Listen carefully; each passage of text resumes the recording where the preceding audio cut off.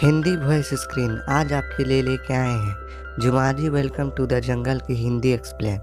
जैसा कि हम जानते हैं कि साल 1995 में आई जुमांजी मूवी के एंड स्क्रीन में एलन जुमांजी गेम को नदी में बहा देता है और ये गेम बहती हुई समुद्र के किनारे आ जाती है। यहीं से Jumanji welcome to the jungle movie का स्टार्ट होता है। ये आदमी ये गेम अपने घर ले आता है और अपने बेटे एलेक्स को दे देता है, लेकिन एलेक्स को इस बोर्ड गेम में कोई इंटरेस्ट नहीं होता है, इसलिए ये इसे साइड पर रख के अपना वीडियो गेम खेलने लगता है। रात में जब एलेक्स सो रहा होता है तब उसकी नींद जुमांजी के नॉइजेस के कारण खुलती है। जब वो जुमांजी गेम को ओपन करता है तो उसे उसके अंदर जुमांजी गेम का कारसेट मिलता है। एलेक्स उस कारसेट को अपने वीडियो गेम के अंदर लगाता है और उसे प्ले करता है। वो जैसे ही उसे प्ले करता है वो वीडियो गेम के अंदर चला जाता है। फिर स्टोरी प्रेजेंट टाइम पर आती है और स्पेंसर नाम का एक लड़का गेम खेल रहा होता है। उसे उसके फ्रेंड फ्रिज का मैसेज आता है जो उसे बोलता है होमवर्क कंप्लीट करने के बाद मिलेंगे। वो उसे प्रेक हाउस पर मिलने के लिए बोलता है। स्पेंसर थोड़ा डरपोक लड़का है और फिजिकली इतना स्ट्रॉन्ग नहीं होता है, इसलिए फ्रिज उसे डराकर अपना होमवर्क कराता है। उसी दौरान एक लड़की मैथनी को हम देखते हैं जो हमेशा सोशल मीडिया पर एक्टिव रहती है और स्मार्टफोन के बिना जी नहीं सकती। यहाँ हम आपको बता दें फ्रीक हाउस एलेक्स का घर है। कई साल पहले एलेक्स के अचानक गायब हो जाने के बाद उसके पिता सबके साथ अजीब बिहेव करते थे और वो घर भी बाहर से भूतिया दिखता था, इसलिए सब उसे फ्रीक हाउस कहने लगे। नेक्स्ट सीन में ब्रैंडफोर्ड हाई स्कूल को दिखाया जाता है। यहाँ मैथनी क्लास के दौरान अपने फ्रेंड से वीडियो चैट कर रही होती है। टीचर के मना करने पर भी मैथनी उसे सिली जवाब देती है, जिससे मैथनी को पनिशमेंट मिलती है। इसके बाद मार्था को दिखाया जाता है जो जिम टीचर के साथ भी सिली बिहेव करती है, जिसकी वजह से उसे भी पनिशमेंट मिलती है। स्पेंसर ने फ्रिज का होमवर्क किया होता है, ये बात टीचर को पता चल जाती है, जिस कारण इन दोनों को भी सजा मिलती है। इन चारों को ओल्ड रूम में पेपर के स्टेपन रिमूव करने की सजा मिलती है। ये सब यहाँ पर बोर हो रहे होते हैं, पर वहाँ उन्हें एक वीडियो गेम मिलती है जो जुमांजी है। शायद एलेक्स के पिता ने ये गेम को स्कूल को डोनेट कर दिया था। जैसे ही ये वीडियो गेम में अपना प्लेयर सिलेक्ट करते हैं, ये एक एक करके वीडियो गेम के अंदर चले जाते हैं। गेम की दुनिया में पहुंचने के बाद इन्हें पता चलता है कि ये जो कैरेक्टर सिलेक्ट किए थे ये वही बन गए हैं। स्पेंसर डॉक्टर ब्रेवस्टोन बन जाता है, फ्रिज मूसविन बार और मार्था रूबी राउंडहाउस बन जाती है और मैथनी चेंज होकर सेली ओब्रायन बन जाती है। और इसके साथ ही सारे प्लेयर के इनके अंदर खूबियां और कमियां भी आ जाती है। साथ ही इनके हाथ पर 3 लाइन वाला टैटू भी होता है जो इनकी 3 लाइफ रहती है। मार्था एक मोटा आदमी बन गई, इसलिए वो अपने आप को नदी में देखने के लिए जाती है। नदी किनारे एक हिप्पो मैथनी यानी सेली ओब्रायन को निगल जाता है, लेकिन यह एक वीडियो गेम है, इसलिए प्रोफेसर सेली के पास और 2 लाइफलाइन होती है, इसलिए वो आसमान से वापस आ जाता है। तभी वहाँ हिप्पो आ जाता है और जब ये लोग अपनी जान बचा के हिप्पो से भाग रहे हैं तभी वहाँ एक गाड़ी आ जाती है। उस गाड़ी में वीडियो गेम का एक कैरेक्टर होता है जो इन्हें वीडियो गेम के बारे में बताता है और नेक्स्ट लेवल तक भी पहुँचाता है। ये कैरेक्टर जुमांजी का फील्ड गाइड होता है जो उन्हें बताता है कि इस वीडियो गेम का main villain professor Russel Van है। प्रोफेसर रसल वैन ब्रेवस्टोन का पुराना साथी है जो यहाँ पर एक हीरा ढूंढने आया था। कई सालों की खोज के बाद उसे यह हीरा मिल जाता है जो कि एक जैगवार की आंख पर लगा होता है। ये जैगवार जुमांजी की रक्षा करता है। जब प्रोफेसर रसल वैन ने उस हीरे को जैगवार की आंख से निकाला था तो सारा जंगल शापित हो गया था और प्रोफेसर रसल को अजीम शक्तियाँ मिल गई है, जिसके कारण जुमांजी के सारे क्रिएचर्स और जानवर उसके कब्जे में है। फिर एक दिन ये field guide professor Russel Van से वह हीरा चुराकर भाग जाता है और अब ये हीरा वो डॉक्टर ब्रेवस्टोन को देता है। यहाँ इन्हें सारे लेवल पार करते हुए वो हीरा जैगवार की आंख पे फिट करना है, वो भी जुमांजी बोलते हुए।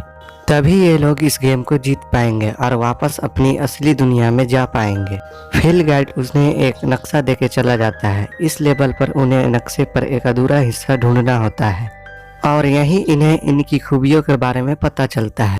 जैसे प्रोफेसर सेली नक्शा पढ़ने में एक्सपर्ट है, डॉक्टर ब्रेवस्टोन के पास ताकत, स्पीड और बहादुरी है, रूबी राउंडहाउस कराटे और फाइटिंग में एक्सपर्ट है। तभी इन पर रसल के लोग अटैक कर देते हैं। इसी दौरान फाइटिंग करते वक्त रूबी राउंडहाउस को गोली लग जाती है और इन लोगों के सामने वह नष्ट हो जाती है और फिर आसमान से वापस आ जाती है। तभी इन्हें पता चलता है कि उनके हाथों पर जो 3 टैटू थी वो इनकी 3 लाइफलाइन है। अब सैली और रूबी के पास सिर्फ 2 लाइफलाइन बची है।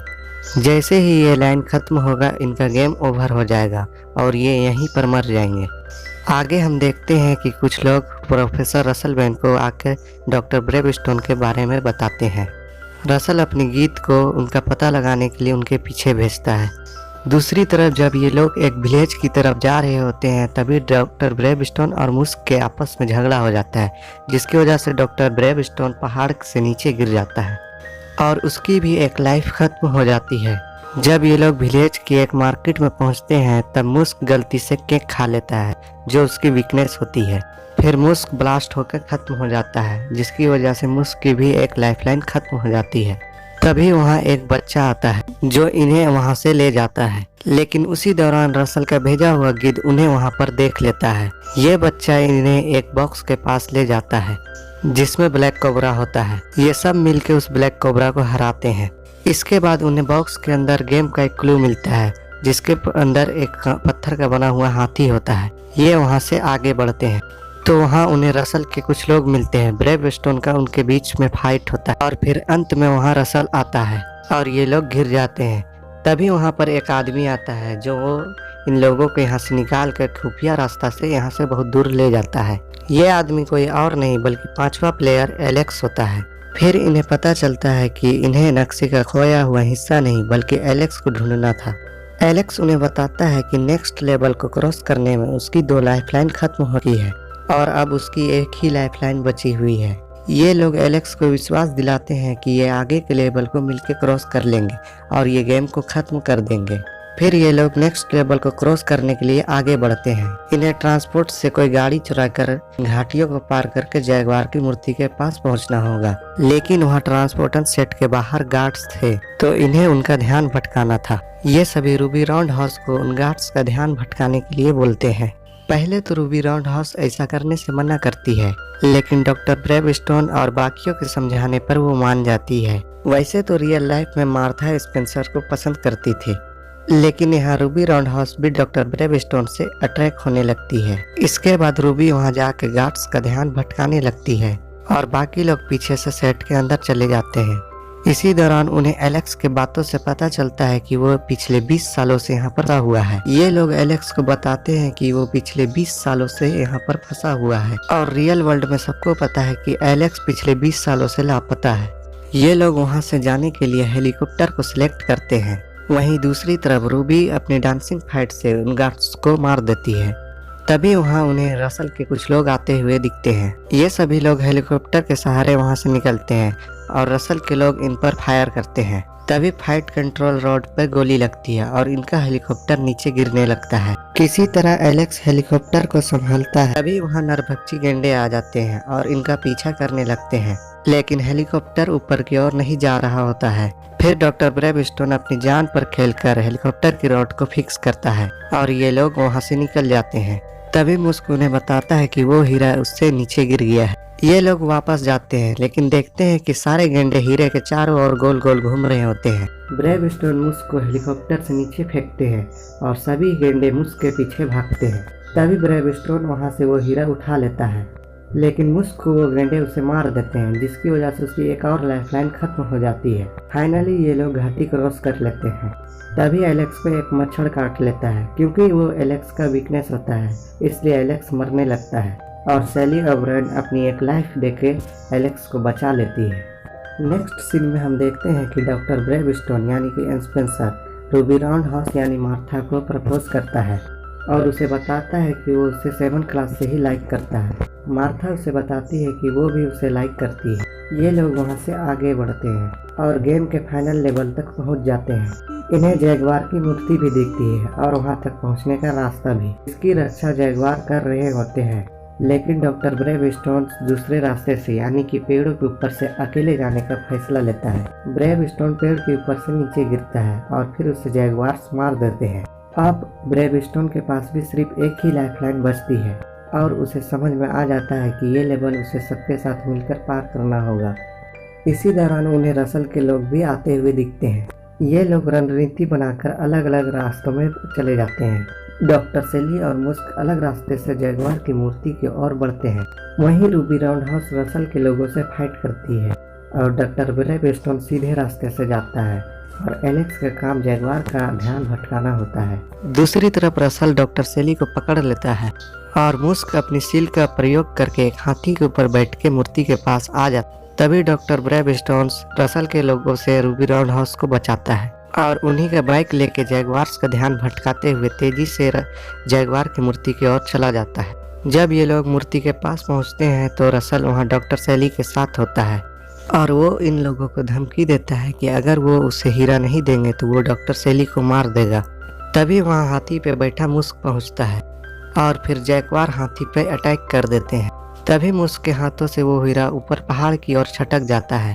तभी डॉक्टर ब्रेवस्टोन और रूबी राउंडहाउस को उस बॉक्स से मिले मैसेज याद आती है कि जैसे ही हाथी मिले पहाड़ पे चढ़ाई करो। डॉक्टर ब्रेवस्टोन मूर्ति तक जाने के लिए पहाड़ पर चढ़ने लगता है और रूबी राउंडहाउस उस हीरे को उठाने के लिए जाती है। वहीं दूसरी तरफ सेली और एलेक्स रसल से फाइट करते हैं। वहीं रूबी राउंडहाउस जैसे ही हीरे के पास पहुंचती है वो देखती है कि वो हीरा कई सांपों के बीच में है। रूबी राउंडहाउस वहां जाके हीरा उठा लेती है। तभी वहां रसल आ जाता है और रूबी राउंडहाउस से हीरा छीनने वाला होता है। तभी रूबी राउंडहाउस एक सांप के ऊपर पैर रख देती है ताकि वो सांप उसे काट ले, क्योंकि जहर रूबी राउंडहाउस की कमजोरी है। सांप के काटते ही रूबी राउंडहाउस मर जाती है, लेकिन उसकी एक लाइफलाइन बची हुई होती है, इसलिए वो ऊपर से नीचे की ओर आती है। उसी दौरान डॉक्टर ब्रेवस्टोन मूर्ति के ऊपर चढ़ जाता है और वहां से ही गिरती हुई रूबी राउंडहाउस के हाथों से हीरा लेके जगुआर की आंख पे लगा देता है। फिर ये सब मिलकर जुमांजी कहते हैं और फाइनली वो जंगल शराब से मुक्त हो जाता है और ये लोग गेम जीत जाते हैं। इसके बाद वहाँ जुमांजी का फील्ड गाइड आता है और वो इन सबको एक एक करके अलविदा करता है और ये सभी लोग गेम से रियल वर्ल्ड में वापस आ जाते। स्पेंसर, फ्रिज, मार्था और मेथनी वापस से स्कूल की स्टोर रूम में पहुंच जाते हैं और फिर ये लोग एलेक्स को देखने के लिए उसकी घर की तरफ जाते हैं। एलेक्स का घर अब भूत बंगला नहीं बल्कि एक नॉर्मल घर होता है। ये लोग एलेक्स से मिलते हैं। एलेक्स इन लोगों को पहचान लेता है और वो इन्हें बताता है कि वो वापस 1996 में वापस पहुंच गया था और सब चीजें वापस से नॉर्मल हो गई थी। उसकी फैमिली एक नॉर्मल हैप्पी फैमिली है और वो 2 बच्चों का फादर भी है। इसके बाद ये लोग जब स्कूल में होते हैं तब इन्हें जुमांजी गेम की आवाज आती है। फिर ये लोग उस गेम को तोड़ देते हैं और मूवी यहीं पर एंड हो जाती है। यदि आप लोगों को हमारा ये वीडियो पसंद आया होगा तो हमारे वीडियो को लाइक कर दीजिए और हमारे चैनल को सब्सक्राइब कर दीजिए। मिलते हैं अगले वीडियो में। Thank you for watching.